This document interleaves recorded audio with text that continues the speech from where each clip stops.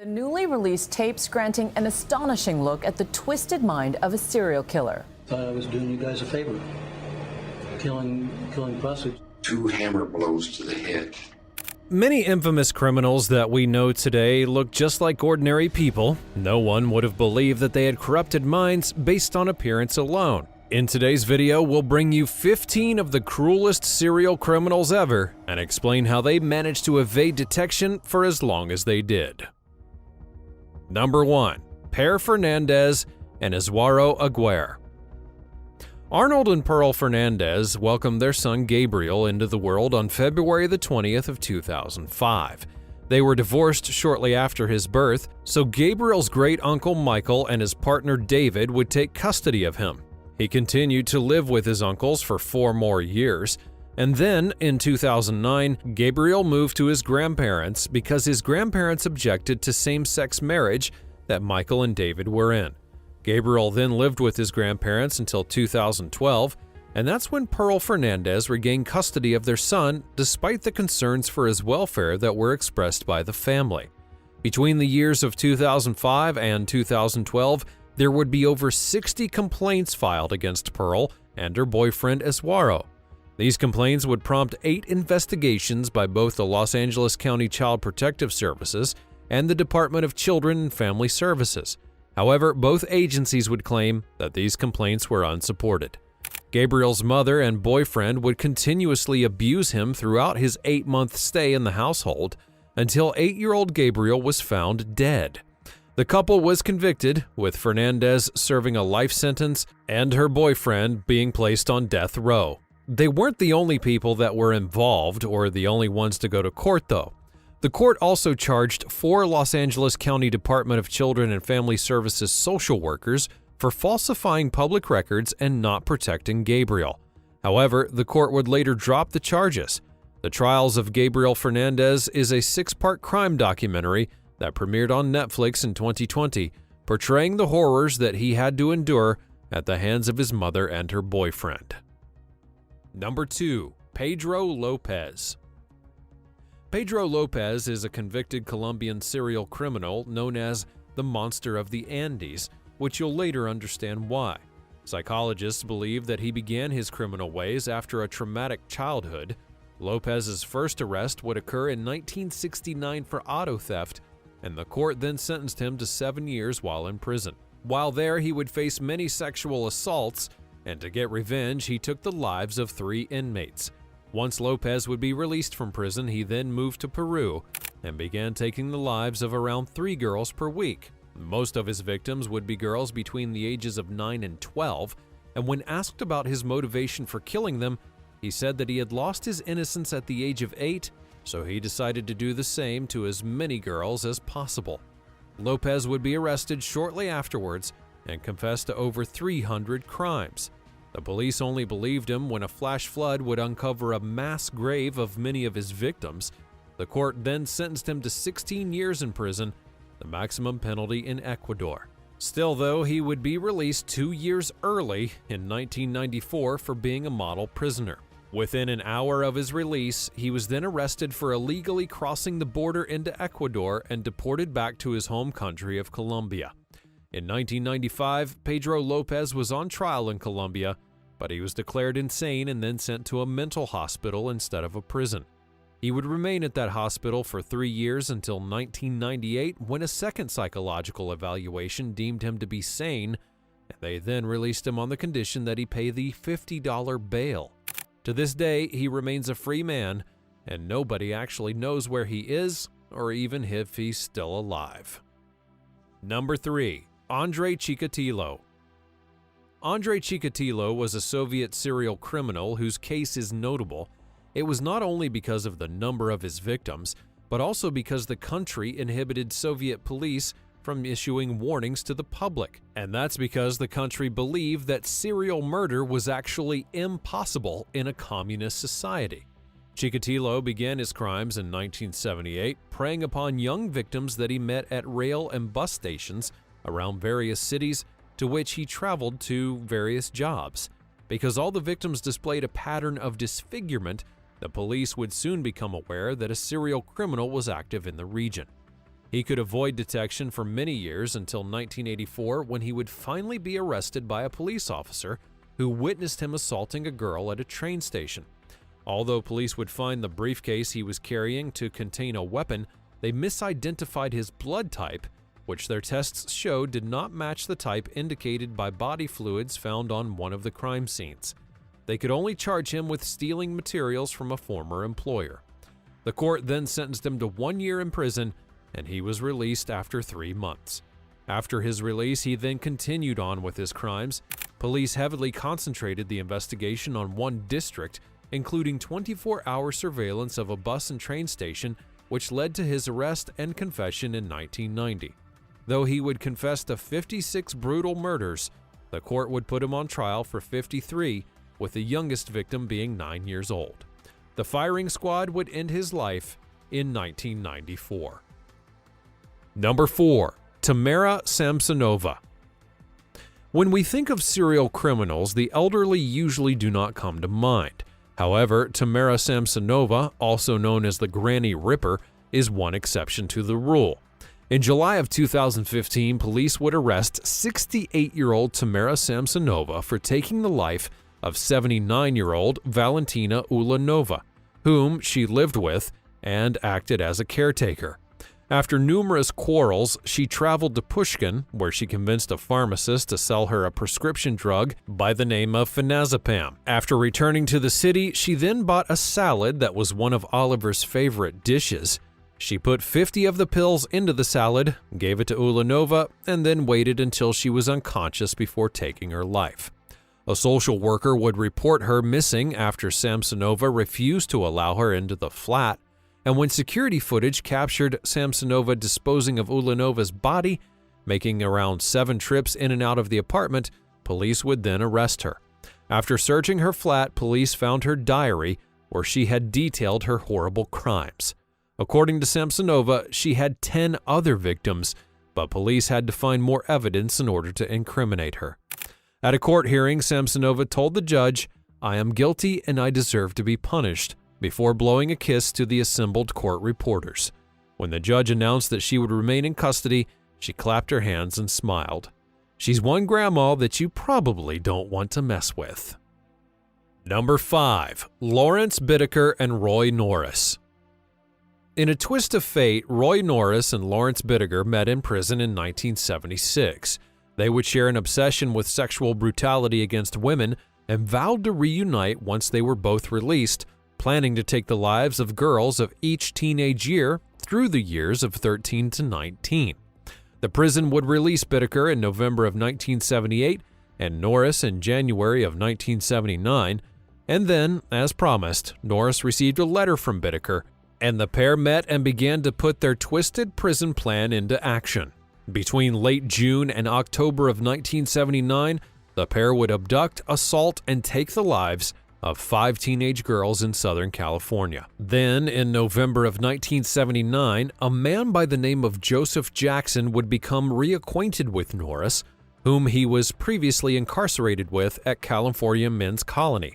Norris confided in Jackson regarding his and Bittaker's crimes over the previous months, and upon hearing this confession, Jackson then consulted an attorney who advised him to inform the authorities.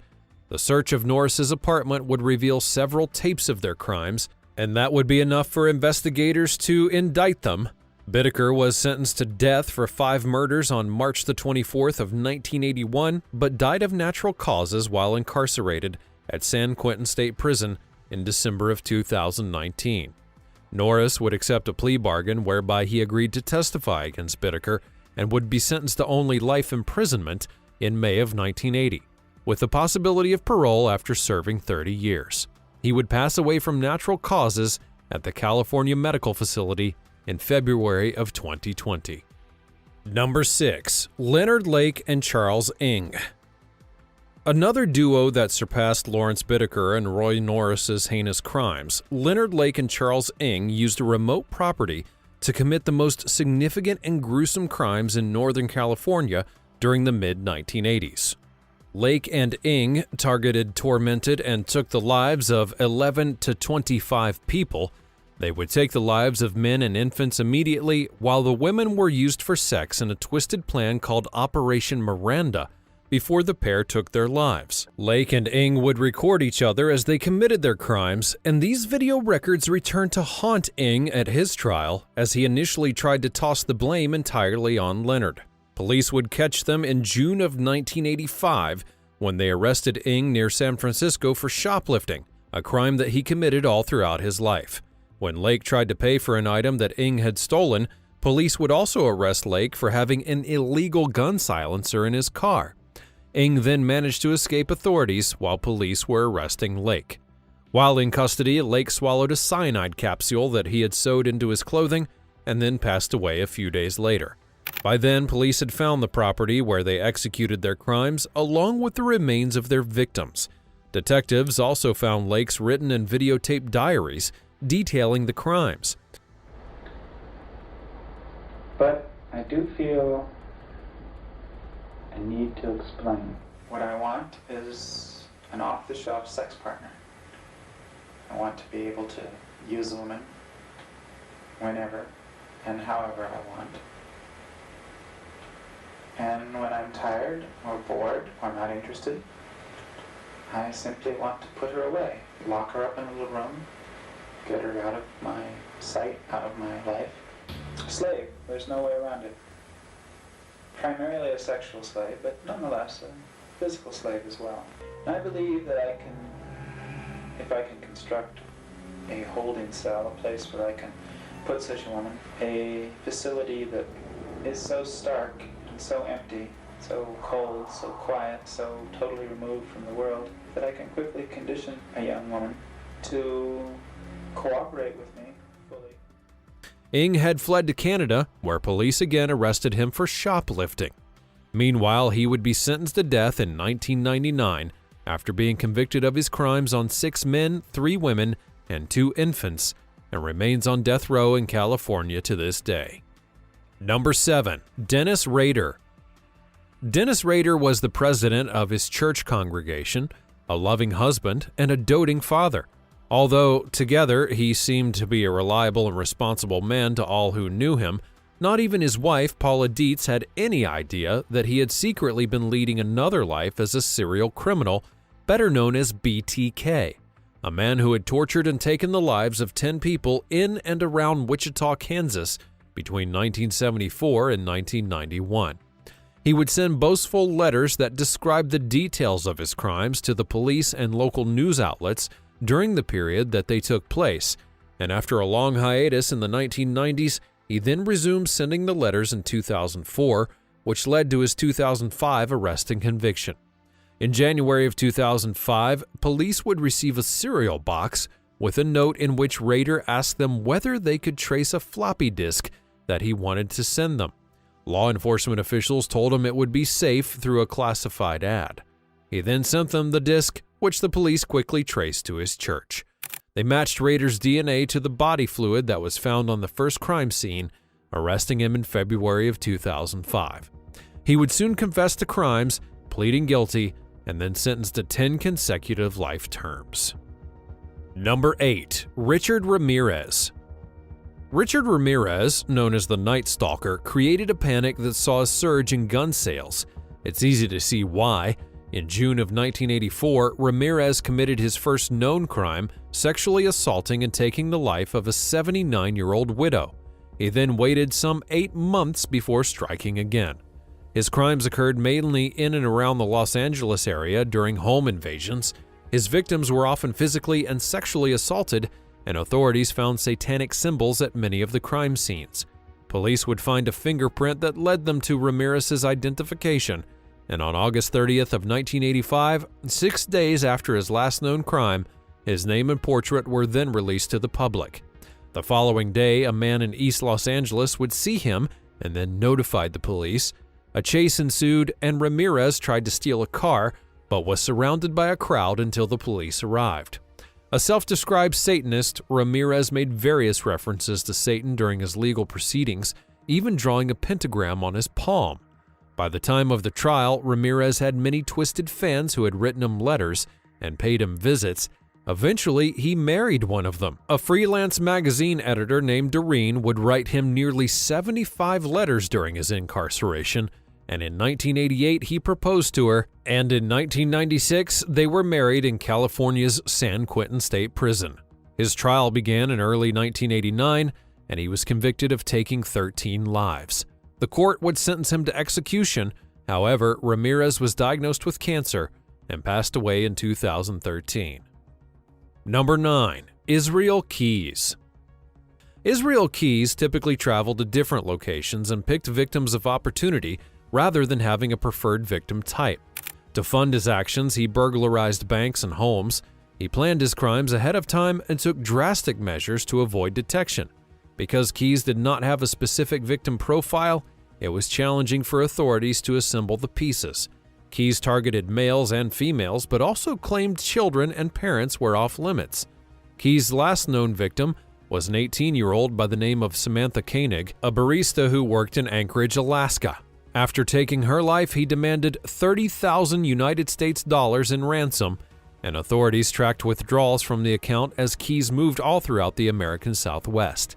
He would be arrested in Texas after using Koenig's debit card, and authorities then deported him back to Alaska, where he confessed to the crimes. In December of 2012, the court would give him a life sentence in prison without the possibility of parole.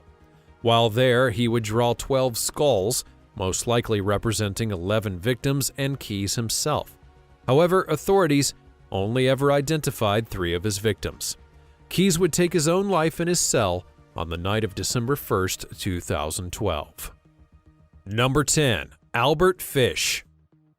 Albert Fish is probably the most twisted man ever. His passion for pain would begin at the orphanage when he was regularly beaten and learned to associate pain with pleasure. Fish's crimes began after moving to New York City. There, Fish would use sex work to lure in his victims, usually young boys. In 1898, he married Anna Hoffman and eventually fathered 6 children with her. While he never mistreated his children, Fish did continue to commit many crimes against others. By 1917, he could no longer conceal his twisted desires, and his wife would leave him for another man. This would only fuel his perverted desires and rage even more, and he formed an obsession with cannibalism. He would scour advertisements in local papers by families who were looking for someone to perform housework, and it was through one of these advertisements that he would find 10-year-old Grace Budd. His crimes are far too gruesome to be mentioned here, but I will say that 6 years after she went missing, he wrote a letter to her mother that no parent should ever have to read. Fish's trial would begin in March of 1935, and it proved to be quite clearly that the man was insane. As expected, his defense pled innocent because of insanity. Despite numerous psychiatrists that were involved in the trial supporting the insanity plea, the jury found Fish sane enough to be guilty. The trial took 10 days, and Fish met his fate with the electric chair. Number 11. Dr. Harold Shipman. Dr. Harold Shipman used his position to take advantage of his patients, becoming one of the most prolific serial criminals in English history. In 1976, Shipman was fired after he was caught forging prescriptions for Demerol, an opioid for his own personal use. After returning to work the following year at Donnybrook Medical Center, he was again fired for forging prescriptions, but only received a warning letter. Shipman would target vulnerable patients by administering a fatal dose of diamorphine. In 1998, the neighboring medical practice discovered that the casualty rate of his patients was almost 10 times higher than their own. They would then report their concerns to the local coroner and called the Greater Manchester Police. Police could not find any kind of evidence, as Shipman had covered his tracks by adding false illnesses to his victims' records. He would finally get caught after forging the will of one of his victims, an 81-year-old named Kathleen Grundy. The victim's daughter reported it to authorities, who then searched Shipman's surgery computer and discovered that he had made false entries on his victims' death certificates. Shipman always denied his crimes, and when the police did try to question him, he sat with his eyes shut, yawned, and refused to look at any evidence. They could only charge him with 15 crimes, but estimated that his victim count could be between 250 to 240.